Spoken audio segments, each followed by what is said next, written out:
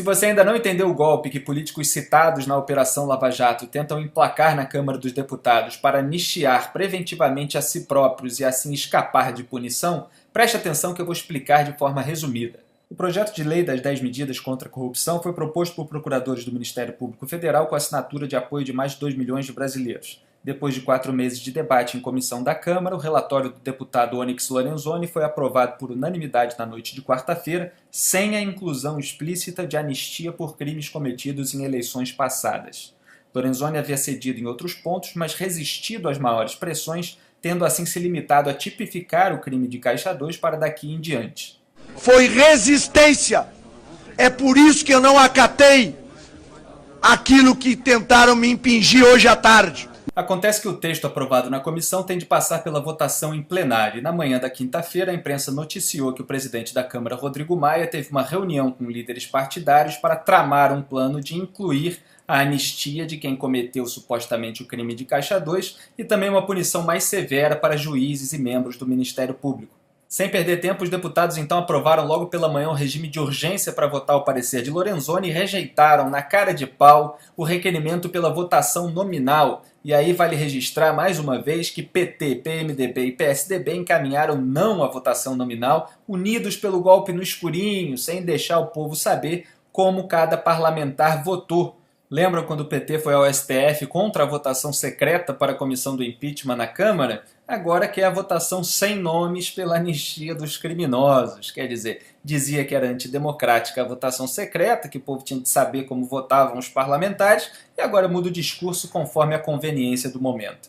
Apesar de tudo, e graças à pressão na internet em parte da imprensa, vários deputados reagiram à tentativa de golpe de anistia e, sem acordo, a votação acabou adiada para terça-feira, 29 de novembro.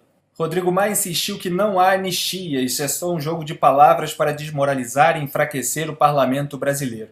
É a descrição do que ele próprio faz. E eu vou explicar por quê. Essa tese, a mesma de Renan Calheiros e seus comparsas, teria base na Constituição Federal. Não há crime sem lei anterior que o defina, a lei penal não retroagirá. Logo, de acordo com ele, se o crime de Caixa 2 está sendo tipificado só agora, essa conduta não era considerada crime antes e ninguém poderia ser punido por tê-la praticado antes da publicação dessa lei.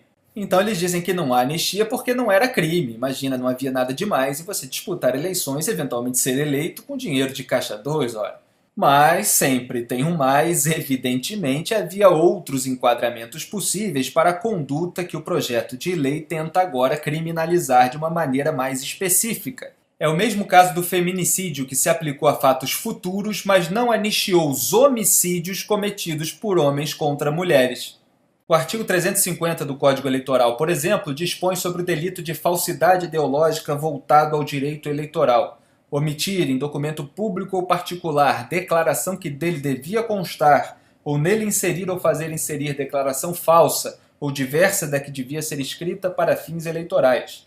Já o artigo 11 da Lei do Colarinho Branco descreve como crime contra o sistema financeiro mover ou movimentar recurso ou valor paralelamente à contabilidade exigida pela legislação. E o artigo 1º da Lei de Crimes contra a Ordem Tributária tipifica a conduta nesse âmbito.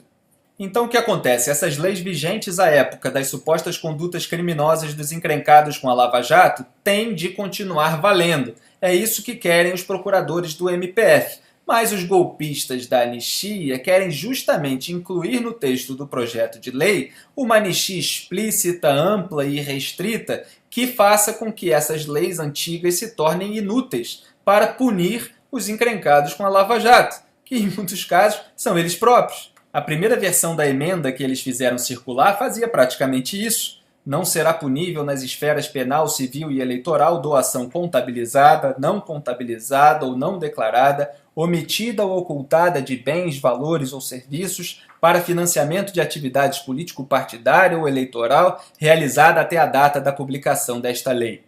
A aceitação desse parágrafo ou de qualquer outro similar seria a maior aberração da história recente brasileira, porque ele deixa impune uma série de condutas criminosas e avacalha as maiores operações desse país. Para começar, se você não vai poder punir criminalmente omissões, não declarações, declarações falsas, isso obviamente se estende aos dispositivos que hoje tipificam, por exemplo, a falsidade ideológica como eu mostrei aqui. Segundo e muito mais grave, se nenhuma doação pode resultar em punição em esfera alguma, nem quem ofereceu contratos públicos em troca do recebimento de valores, tanto para o partido quanto para a campanha, pode ser punido. Isso não é anistia de caixa 2, como disse, aliás, o procurador Carlos Fernando Lima da Lava Jato. Isso é corrupção, isso é anistia de corrupção, de propina, de lavagem de dinheiro. Lembrando, a lei penal não retroagirá, salvo para beneficiar o réu. E esse parágrafo que querem emplacar nas 10 medidas beneficiaria um monte de réus. Então, mesmo que a nova lei não revogue expressamente as leis anteriores, ela no mínimo criaria uma saída, um argumentos jurídicos para livrar a cara de um bando de criminosos, premiando corruptos e corruptores. São essas e outras eventuais manobras feitas por políticos autoanistiadores e que ferem, obviamente, os princípios constitucionais da moralidade e, claro, da impessoalidade, que parte dos deputados, o juiz Sérgio Moro, a equipe da Lava Jato e nós, cidadãos brasileiros, estamos tentando evitar. Quem desmoraliza e enfraquece o parlamento brasileiro é quem faz acordão indecente para depois se reeleger presidente da Câmara. É quem frauda a democracia e depois legisla para garantir a impunidade diante do risco de ser descoberto. É quem atua pela anistia da corrupção e depois vai cobrar do povo brasileiro que pague os prejuízos econômicos que ela causou. A vigilância é necessária. O Brasil não pode mergulhar ainda mais fundo no atoleiro e na podridão em que se encontra.